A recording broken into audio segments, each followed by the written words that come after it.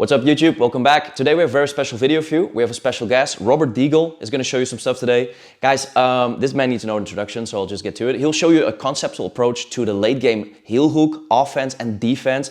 It's not so much as specific techniques, but it's more like what's happening at the late game stage. I'm not going to spoil too much. Let's just get to it. Thank you so much for watching. Oos.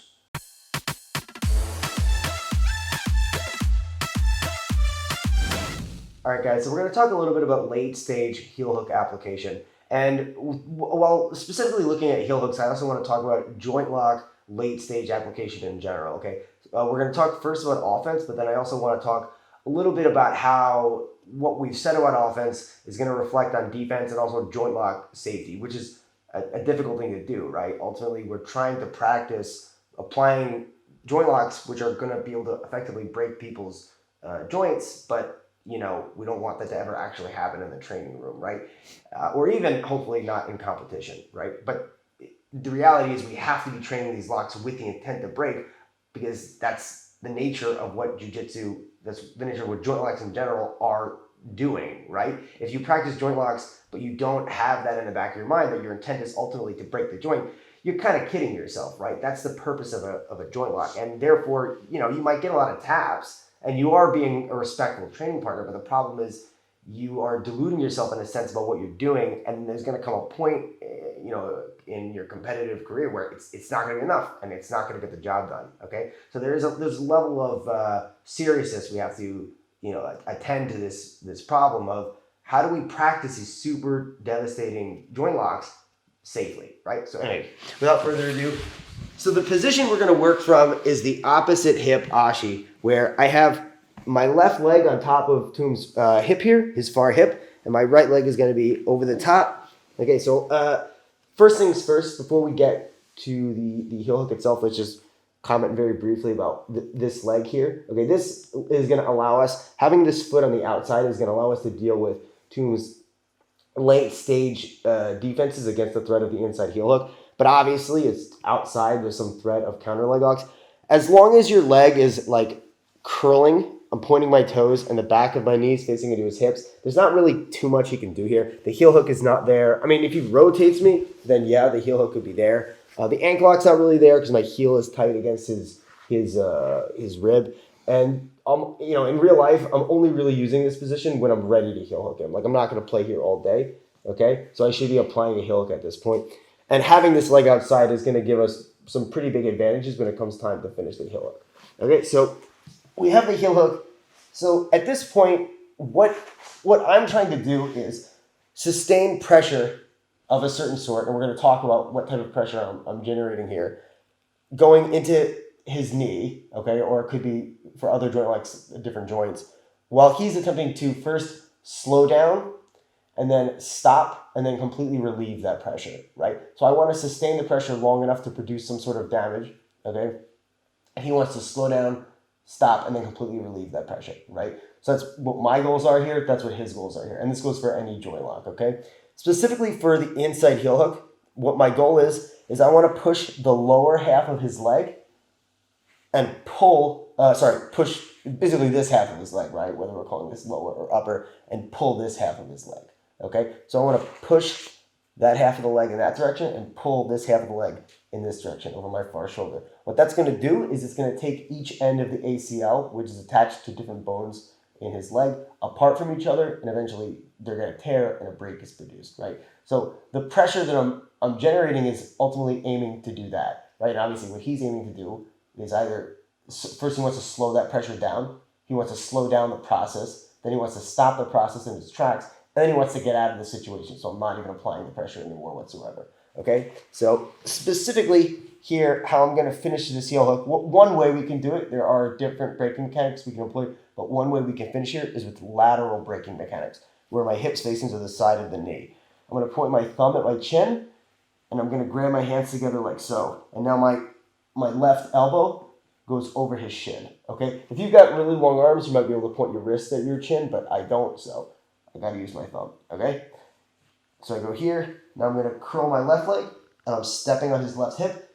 I crunch my shoulders in, and I'm gonna compress my left leg down, slight bridge, and I'm gonna draw over my left shoulder, okay? It goes on really, really fast, okay? So what does Toom need to do to stop, first to slow down, stop, and then relieve the pressure that I'm applying to him? Well, for the inside heel hook, there's three main ways he can do that. Okay, the first thing he can do is he can come towards me. Okay, that's pretty hard here because of my left leg, but the reality is sometimes he still is able to do that here. So in cases where I find it's really hard to stop him from coming towards me, I can take my right leg and push it at his chest, push him away, and keep going into the heel hook. And it's going to be really difficult for him at this point, obviously, right? The next thing he can do is if I am not good about the direction of my knee, he can take his knee and pummel it to the inside here. Yep, and separate my legs, and it makes it really hard for me to finish the heel hook. Okay, so another situation where this could be true is if I have both my feet here, and he grabs my legs and he opens them up. Yeah, and he gets his knee inside, and now it's really hard for me to finish the heel hook. Okay, the last thing, and we're gonna mitigate that by pointing our knee down. If my knee's pointed down, that's gonna be really hard. There's not really any space for him to get that knee in there.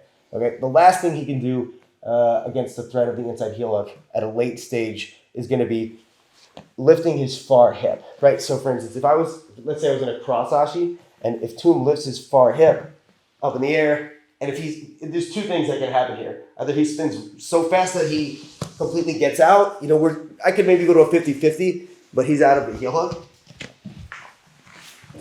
Or, like in most grappling matches, if you roll enough, you're going to roll out of bounds, and then the reality is the ref is probably just going to stand you up, right? Maybe the rules of the tournament are that they're supposed to try to reset you, but in practice, what happens most of the time is they're going to stand you up, and so you lose the position. So we want to have some way to stop that spin from happening. The first thing that starts the spin is his far hip rising. If his far hip rises, that's the beginning of a spin. So what we want to do is we want to have a foot on that hip, okay? So my favorite way to step on the hip is with the opposite hip ashi, like so, where my left foot's on the hip, and when he goes to rise up, he can a little bit, right? But the reality is, as he does it, he's running directly into the heel hook, and it's hard for him to spin sufficiently, right? Mm-hmm. So the hip can rise a little bit, but it's just not enough to get the job done, okay? Now, the trick is you're gonna have to constantly cycle between different strategies for mitigating his late stage defense, because for instance, if he comes towards me, I might have to go here. That might then give him a chance to try to pummel the knee inside. Okay, so when I see that, I've got to shoot this pass and point the knee down. Okay, and then he does that, he might come back towards me, and then might try to raise the hip up, right? I might need to switch to both feet, stepping on the hips, etc. Right? The point is ultimately that we are constantly cycling between. He's attempting at a late stage to mitigate a certain sort of pressure, and I'm attempting to sustain that pressure over time long enough that a break is produced. Okay, and this carries over for all joint locks. The main thing I want you guys to take away is this concept of like what's happening at a late stage when it comes to joint locks. Okay, and so the last thing I want to talk about is how these ideas that we've discussed reflect on training safety. If you understand how a joint lock produces a break, okay, and you understand what the goals of the offensive man are and what the goals of the defensive man are, like on a very like practical level, right?